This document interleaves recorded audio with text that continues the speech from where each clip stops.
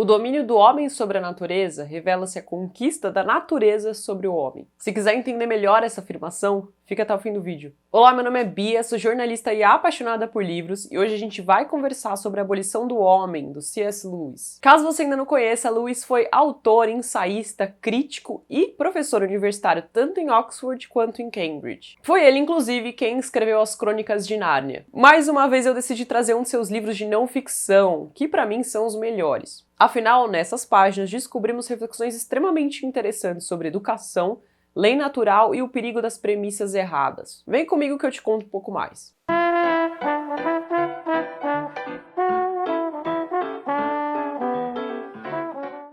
Bom, Lewis escreveu esse livro como uma resposta a dois professores. Esses dois homens tinham enviado uma obra literária que escreveram em conjunto para que Lewis fizesse a sua análise. Como ele ficou extremamente alarmado com o que encontrou no livro, resolveu fazer uma reflexão completa sobre o assunto. Aliás, Lewis não menciona quem são os profissionais, Para manter o sigilo, ele os nomeia como Gaius e Titius. E também não cita o nome do livro, chamando-o apenas de O Livro Verde. Aparentemente, essa obra era dedicada às matérias de literatura e gramática. Lewis então começa sua crítica pela análise literária apresentada. Em um poema do Samuel Taylor Coleridge, que está em um dos exercícios desse livro, dois jovens se sentem deslumbrados por uma cachoeira. O primeiro diz que ela é sublime, e o segundo diz que é bonita. Bom, para o poeta, a palavra bonita não faz jus a tudo aquilo que a cachoeira de fato é. Porém, de acordo com a visão exposta pelos professores nesta obra, na verdade, o segundo jovem, que disse que a cachoeira é bonita, estava errado.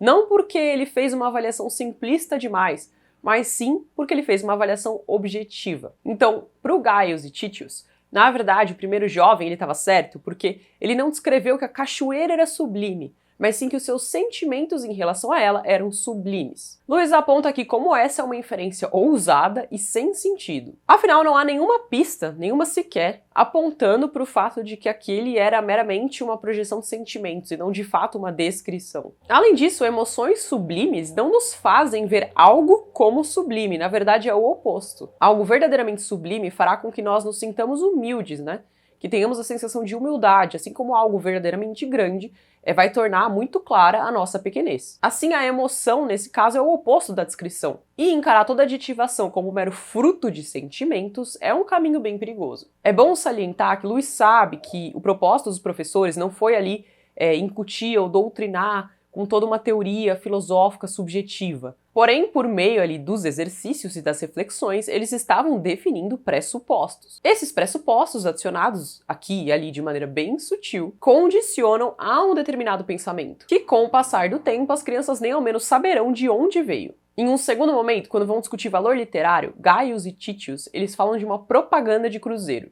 Mas ao invés de salientar a pobreza daquele texto da propaganda em comparação com a preciosidade de tantos poemas ingleses, ou seja, apresentar o valor de um bom texto em comparação com um texto ruim, os professores gastam seu tempo tentando desmascarar os gatilhos emocionais do anúncio. A propaganda falava sobre descobrir os tesouros do Oriente. E a análise dos professores foi a de que, como o consumidor de fato não iria descobrir nenhum tesouro do Oriente, o anúncio, a propaganda era mentirosa, e não tinha valor nenhum. Era mera manipulação emocional, mas se formos julgar de acordo com esse padrão extremamente simplista, então o texto literário também não tem valor. Lewis ele cita um exemplo interessante.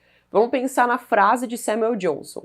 Pouco há a invejar no homem cuja piedade não aumentou entre as ruínas de Iona. É uma afirmação linda, que remonta ali à história do início da fase cristã da Escócia. Mas pense por um momento. Conhecer essa história realmente, racionalmente, aumenta a piedade da pessoa que visita a ilha? Não. Ainda que belo, o texto não garante que nenhuma outra pessoa, além do autor, terá aquela mesma experiência. Só isso o torna inútil?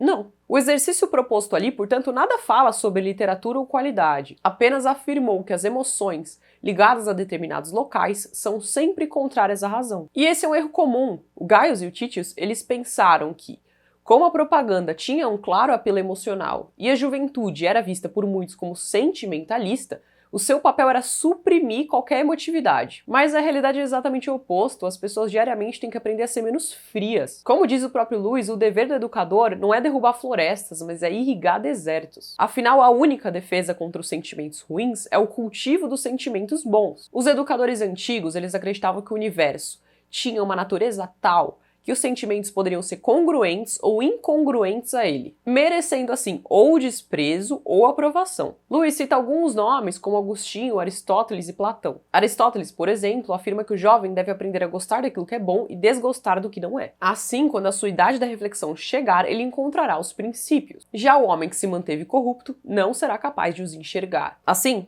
o aluno deve sentir amor e sentir repulsa, mas pelas coisas certas. Na República, Platão afirma que o jovem bem educado, ele vê com clareza as obras imperfeitas dos homens e também as obras incompletas da natureza. Ele censura o feio e louva o belo, sendo também alimentado por este último, até que chegue de fato à idade da razão. Lewis, muito além do cristianismo, também cita outras crenças que têm ali uma concepção de valores. O hinduísmo, por exemplo, fala de um ente que se revela no cosmos. E os taoístas, os chineses taoístas, eles acreditam em um ente que é superior a todos os outros atributos. Para facilitar, ele passa a se referir a toda essa concepção de valores como tal. É a doutrina do valor objetivo, o reconhecimento de uma ordem objetiva. Assim, os sentimentos humanos eles podem estar de acordo com a razão quando louvam o que é correto. São, assim, razoáveis em comparação com uma concepção objetiva. O interessante é que Gaius e Titius eles abominaram o texto da propaganda porque eles eram melhores do que a sua filosofia. Afinal, na prática, não deixaram de lado valores como boa-fé e justiça. Mas ainda assim o resultado não é menos desastroso. Até porque as virtudes não se justificam sem apelo ao valor objetivo. Fora do tal, todo sentimento é visto como não racional, mera manipulação. Mas absolutamente nenhuma justificação teórica da virtude por si só habilita alguém a ser virtuoso. Aqui ele dá um exemplo simples, mas interessante. Lewis afirma que em um jogo de xadrez ele confiaria mais em um homem que diz que não trapaceia, porque isso não é coisa de um gentleman, o tipo de pensamento abominado pelos professores e considerado totalmente irracional, do que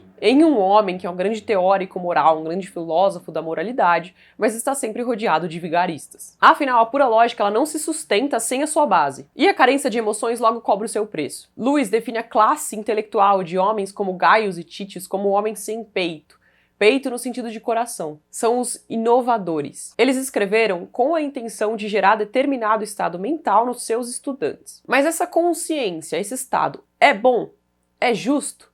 Se não, para que tanto esforço? Gaius e Titius mostram em seu livro que, na prática, todo o seu ceticismo era bem superficial, ou seja, relacionado apenas a valores alheios. Aliás, muitos daqueles que criticam e querem desmantelar os valores tradicionais, na verdade só esperam para colocar em voga os seus próprios. Lewis continua, fazendo a sua crítica, ele leva algumas situações pro absurdo para mostrar a falta de sentido. Um desses exemplos é quando um soldado romano ensina seu filho sobre morrer de maneira honrada. A visão de Gaius e Titius é que a própria ideia de uma morte honrada é totalmente irracional. Tal ato só poderia ser positivo caso se transformasse em um sacrifício pelo bem da comunidade. Mas pensando de maneira racional, esse sacrifício teria base em quê? Se excluirmos totalmente valores como amor e honra, talvez algum deles pudesse dizer, olha, mas se alguns não morrerem, então todos morrerão. Perfeito. Mas por que qualquer pessoa que vive ali deveria se voluntariar? Afinal, de acordo com aquela lógica, o altruísmo ele não é melhor que o egoísmo. Aliás, de acordo com as próprias ideias dos professores, nenhuma das duas pode ser taxada como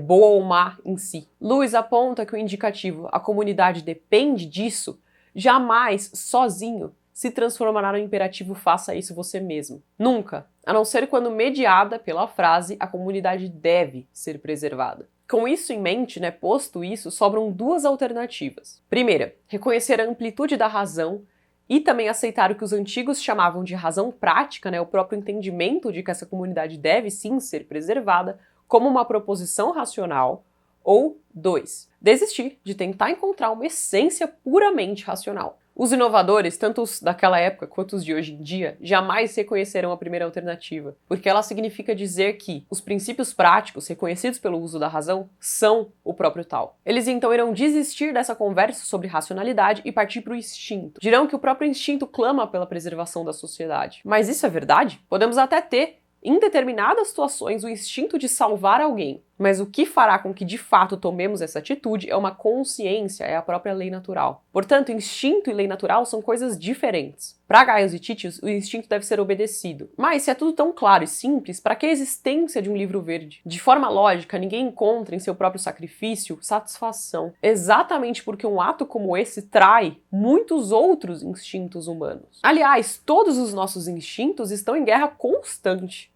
Eles se contradizem. Quando os inovadores dizem que devemos seguir alguns e ignorar outros, eles fazem isso com base em quê? Até porque essa acepção ela não pode ser feita de maneira instintiva. Um juiz não julga a si mesmo. Ou seja, ela só pode vir de uma instância superior. Todos os princípios de preocupação com a comunidade estão no Tao. Não as suas conclusões, mas sim as suas premissas. O problema é que os professores tomaram todas essas ideias como sentimentalismo. Gaius e Titius atacaram o Tao em nome do que eles supuseram serem valores racionais. Mas esses valores foram tirados do próprio Tao e deturpados. Vamos supor por um momento que eles conseguissem se esvaziar da influência da moral. Fora da tradição, os professores jamais chegariam à conclusão do sacrifício, pois sem o Tao não existe concepção alguma de valor. Qual pretexto eles usariam para aceitar uma parte e rejeitar a outra? O Tao, ou lei natural, não são opções entre diversas alternativas, é a fonte. Ideologias que surgiram posteriormente são fragmentos desse Tao. Lewis vai adiante na sua reflexão. Ele faz a seguinte pergunta: o fato de meramente existir um Tao significa que as nossas percepções sobre valores não podem mudar? E como os sistemas morais ocidentais e orientais têm diferenças? Nessa parte eu cortei um pouquinho do parágrafo, né? Não está exatamente assim, mas são essas as questões que ele propõe. Bom, para compreender melhor, a gente precisa de senso crítico. No livro Cristianismo Puro e Simples, em que ele também trabalha essa questão, Lewis afirma que existe um padrão de comportamento, uma moral que é inerente ao ser humano, expressa nessa concepção de valores que a gente está conversando. As pessoas, por vezes, podem se enganar em relação a ela ou deturpá-la, assim como um homem erra uma equação. Mas toda matemática não se altera só porque uma pessoa calculou errado. Na obra, ele usa o exemplo do nazismo. Podemos culpar uma pessoa nazista, né, que vivia e seguia as leis daquele governo? Sim, pois ele tinha dentro de si a lei natural apontando para o seu erro. Independente dessa deturpação ser algo jurídico, né, uma aberração que transcendesse ele mesmo, ainda assim ele era culpado. Para Lewis, as civilizações elas vêm umas das outras, remontando a um único centro. Todas, portanto, influenciam e tiveram influência umas nas outras. Algumas viveram mais próximas da lei natural e outras menos. No livro Abolição do Homem, ele faz uma analogia complementar. Pense então no exemplo de um homem que estuda idiomas. Esse homem analisa a língua de uma distância confortável. Assim, propõe mudanças em grafias e termos de acordo com seus próprios critérios. E geralmente essas mudanças são inorgânicas e artificiais. Já um poeta bem instruído na sua língua materna, ele faz mudanças internas, mudanças orgânicas. E aqui a gente pode até pensar no exemplo de Shakespeare, que até criou palavras para o inglês. Dessa forma, ele agiu de dentro para fora e nunca de uma distância confortável. Da mesma forma, o Tao comportou ao longo do tempo mudanças que vieram dele mesmo. Só aqueles que de fato viveram e compreenderam o Tao mudaram-no, levando-o sempre na direção que ele mesmo exige. Como dizia Confúcio, é inútil aconselhar-se com aqueles que seguem outro caminho. Fora do Tao, não existe crítica que faça sentido. Afinal, o verdadeiro reformador ele apenas enxerga que determinado preceito está em conflito com outro preceito mais fundamental ou não encarna o juízo de valor que alega encarnar. Paulo sabia que a lei aplicada estava deficiente porque ele a dominava, ele a entendia. Já o ceticismo, ele nega a sua base moral simplesmente com a vontade infantil de apartar-se. Aqui o autor critica novamente a forma de pensar dessa classe. O poder que, de acordo com eles, o homem alcançou, o domínio ali de remédios, aviões, entre outras tecnologias, para Lewis não é um poder sobre a natureza. Na verdade, é o poder de alguns homens sobre outros homens usando a natureza como meio. Afinal, quem criou os anticoncepcionais pode negar-se a produzi-los, negar-se a vendê-los ou doá-los. Dessa forma, a população em geral não se torna mais poderosa pelo simples fato da pílula existir, mas sim os seus detentores. Cada geração possui poder sobre os seus sucessores. Isso porque ela modifica o meio ambiente, né? Ela aprimora ou destrói o que encontrou. Mas também tem poder em relação aos seus predecessores, porque pode quebrar com a tradição passada por eles. Assim, não há nada como um poder linear ou progressivo do homem ao longo do tempo. Por mais que um dia eugenistas consigam ditar exatamente como seus descendentes devem ser, da forma que eles acreditam que talvez seja melhor, só conseguirão tornar a sua posteridade mais fraca, biologicamente e também em termos de poder. Pense comigo, o poder conquistado pelo homem nunca é poder sobre a natureza, é sempre poder sobre outros homens. Os inovadores gritam que a humanidade tem que cortar as amarras da moral e viver livre com o domínio de si mesma. Caso um dia isso aconteça, a batalha estará vencida para eles. Mas vencida por quem? O poder para fazer o que quiser de si mesmo é, na verdade, o poder para fazer o que quiser dos outros. Quem pretende se abster totalmente de valores tradicionais jamais vai poder preferir o impulso ao outro a não ser pela emoção. Seguindo por esse caminho, pasme, a racionalidade exacerbada se torna uma compreensão totalmente irracional. Assim, quando o homem acha que venceu a natureza, na verdade é a natureza que venceu o homem. Ele dá o exemplo da bruxa má das histórias infantis. Então, me dê sua alma por poder. E aí, quando você de fato dá sua alma, você já não tem mais poder algum. Não importa o que você receba. O valor objetivo é essencial para que a sociedade não se torne uma completa tirania. Lembrando aqui que a lei natural ela é diferente da lei divina, fazendo um disclaimer aqui no fim. A lei divina ela vem somente pela revelação. A lei natural é algo inerente a todo homem. Bom, eu achei a leitura muito interessante, muito tranquila. Eu amo o Lewis, ele é um dos meus autores preferidos também. Vocês sabem que eu sou difícil de fazer ali top ranking de autores, mas ele é um dos que eu gosto muito. Tenho vários livros dele aqui, inclusive. É um livro de 80 páginas, então não é longo, porém não é aquela leitura que você senta e mata de uma vez. Até porque é uma obra que vai te fazer refletir bastante, anotar e tudo mais. Eu recomendo muito, caso você tenha interesse no assunto. Se você ainda não conhece o Lewis, talvez seja melhor começar por outro livro, como o Cristianismo Puro e Simples, sobre histórias, enfim, tem diversos assuntos. A Thomas Nelson está publicando toda a coleção praticamente do Lewis, então eu indico que você pesquise qual você mais gosta, qual mais te interessa para começar. Eu prefiro muito mais as obras de não ficção dele do que as obras ficcionais, apesar de também gostar. As Crônicas de Nárnia me remetem muito à minha adolescência, à época do colegial e tudo mais. Então, eu gosto bastante, mas ainda prefiro essas outras. A escrita dele, caso você esteja se perguntando, não é complexa. É que ele fala de assuntos muito profundos, né? Então ele faz diversas analogias, ele dá exemplos, o que na verdade torna tudo mais claro. Eu acho mais fácil, por exemplo, ler Lewis do que Chesterton, de quem Lewis inclusive era fã. Comenta aqui embaixo caso você já tenha lido o livro ou outros livros sobre o assunto, ou também outros livros do autor. Quero saber a sua opinião. Não esquece de se inscrever caso você ainda não seja inscrito, e de conferir os links da Amazon na minha descrição. Se você compra por eles, você ajuda o canal a se manter, sem pagar nada mais por isso. Me segue lá no Instagram também, @penúltimo-capítulo. Eu posto diário de leitura, respondo caixinha, interajo bastante com vocês por lá também. Bom, é isso. Espero que vocês tenham gostado.